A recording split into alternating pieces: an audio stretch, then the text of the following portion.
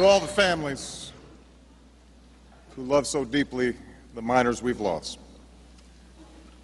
To all who called them friends, worked alongside them in the mines, or knew them as neighbors in Montcole and Neoma or Whitesville, in the Coal River Valley, and across West Virginia.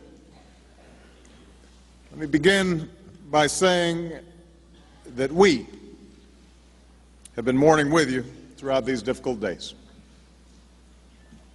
Our hearts have been aching with you.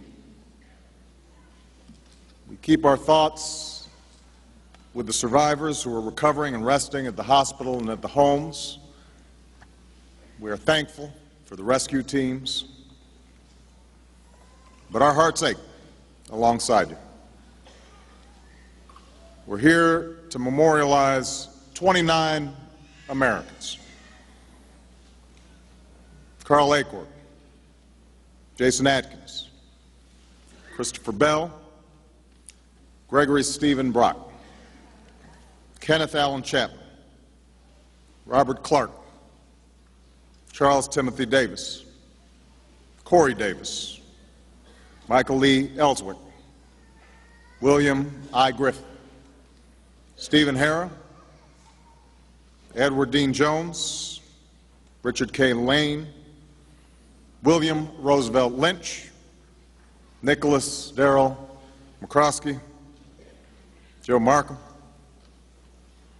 Ronald Lee Maynor, James E. Mooney, Adam Keith Morgan, Rex L. Mullins, Joshua S. Napier, Howard D. Payne, Dillard Earl Persinger, Joel R. Price, Deward Scott, Gary Quarles, Grover Dale Skeens, Benny Willingham, and Ricky Workman.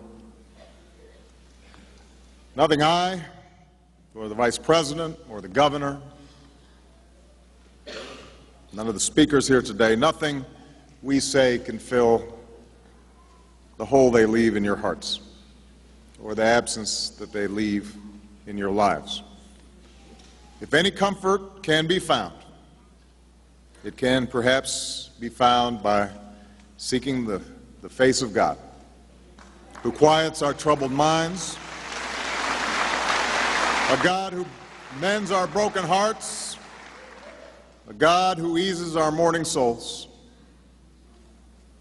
Even as we mourn 29 lives lost, we also remember 29 lives lived. Up at 4:30, 5 o'clock in the morning at the latest, they began their day as they worked in darkness, in coveralls and hard-toe boots, hard hat over their heads. They would sit quietly for their hour-long journey, 5 miles into a mountain. The only light, the lamp on their caps, or the glow from the man trip they rode in.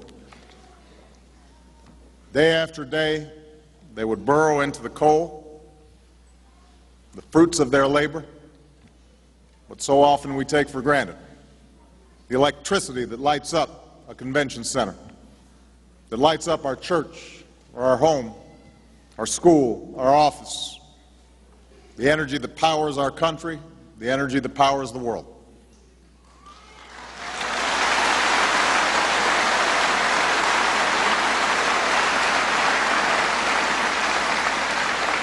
And most days they'd emerge from the dark mine squinting at the light. Most days they'd emerge sweaty and dirty and dusted from coal. Most days they'd come home. But not that day.